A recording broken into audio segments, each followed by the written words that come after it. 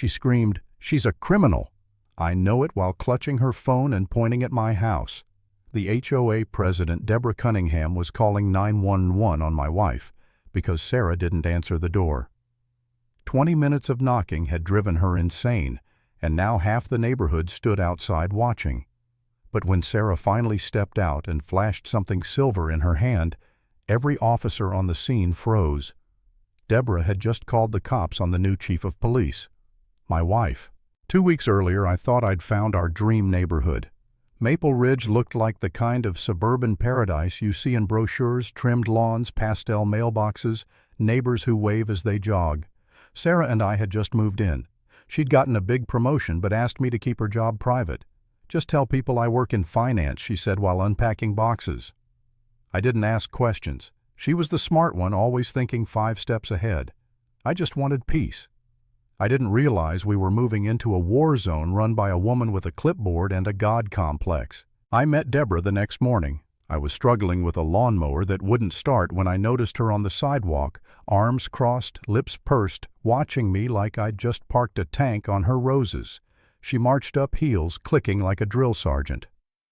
"I'm Deborah Cunningham, president of the Homeowners Association," she announced, shoving a binder into my hands. It was 3 inches thick. "You'll need to read every page." Inside were rules about acceptable grass height, approved shades of beige, and even the angle your trash cans should face. "Wow," I muttered. "That's thorough." She narrowed her eyes. "We take community standards seriously here, Mr. Johnson." That's when little Tommy from next door rode by on his bike and said, "Why are you always mad?" Mrs. Deborah. The kid was a prophet. Sarah stepped outside a few minutes later wearing jeans and a t-shirt, hair tied back in a ponytail. Even dressed casually, she carried herself with this quiet authority that made people straighten up. Deborah's gaze locked on her immediately. "And you are?" she asked, as if Sarah needed clearance to stand in her own yard. "Sarah, Michael's wife." "What do you do for work?" Deborah pressed. "Finance," Sarah replied smoothly. Deborah didn't buy it, I could tell, but before she could dig further, Tommy crashed his bike and Sarah knelt to help him. Watching her calm, capable demeanor next to Deborah's scowl was like seeing sunlight and a thundercloud in the same frame. After that day, the emails began. "Your tree exceeds height restriction by 2.5 millimeters. Trash cans positioned at 15-degree angle from curb violation. Vehicle over boundary line by ½ an inch." Every message CC'd the entire HOA board like she was building a legal case. Sarah told me to ignore it. Let her waste her energy. We're clean. But Deborah didn't stop.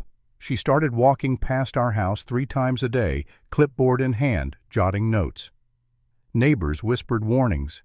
She made the Johnsons repaint their fence 3 times. She got Mrs. Chen's dog removed for barking. Everyone had a Deborah story. I thought they were exaggerating. They weren't. The breaking point came one Thursday afternoon. I was at work. Sarah was home on a video call.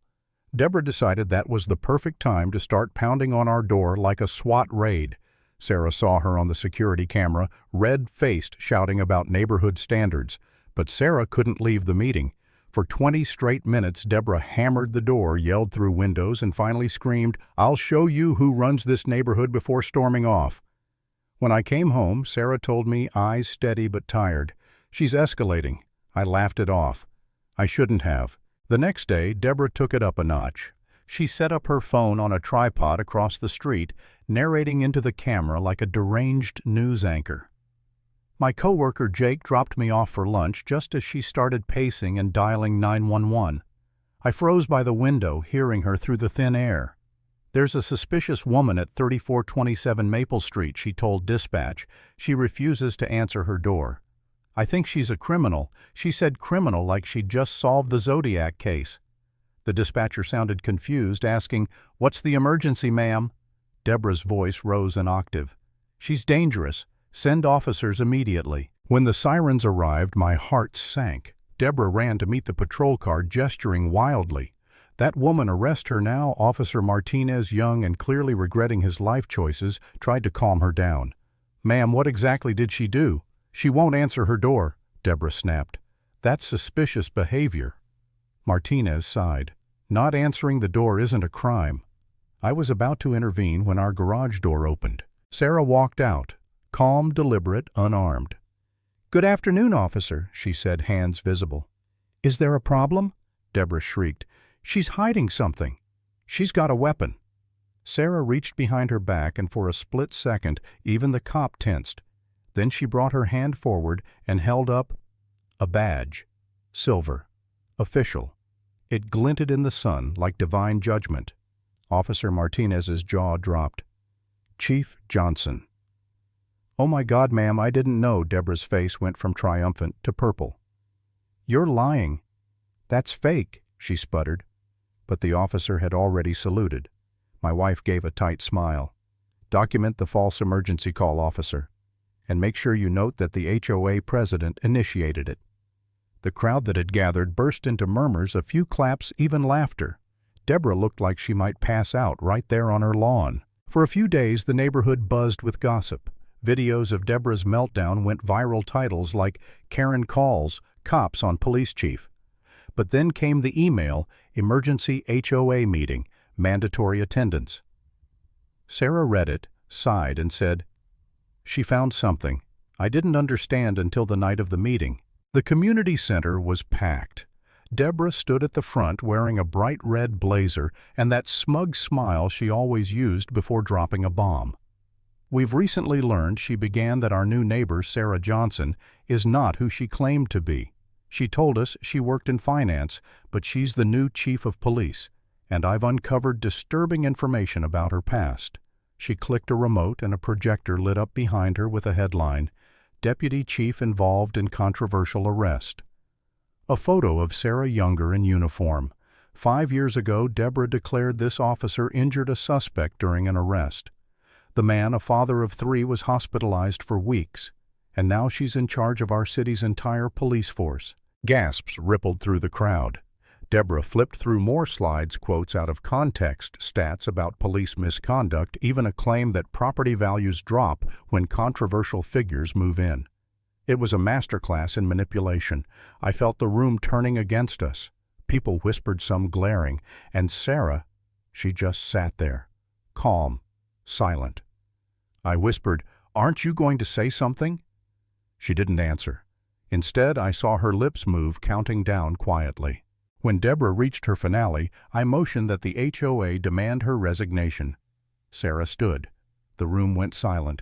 She walked to the front, pulled a folded document from her jacket, and said evenly, "Miss Cunningham, that was quite a presentation. One question, did you verify your facts?" Deborah blinked. "The facts speak for themselves." "They do," Sarah said, unfolding the paper, "but maybe you left some out." Her voice stayed calm, but every word cut like glass. The man in that photo, Thomas Mitchell, convicted meth manufacturer. The injuries he sustained happened when his lab exploded while he tried to destroy evidence. I pulled 3 children out of that burning house. Gasps again, louder this time. Sarah held up the document. "This is a letter from the governor commending my actions. The suspect pled guilty and is currently serving 25 years. You didn't show that part, did you?" The room erupted, shouts, applause, chaos. Deborah's face drained of color. Sarah raised her hand for quiet.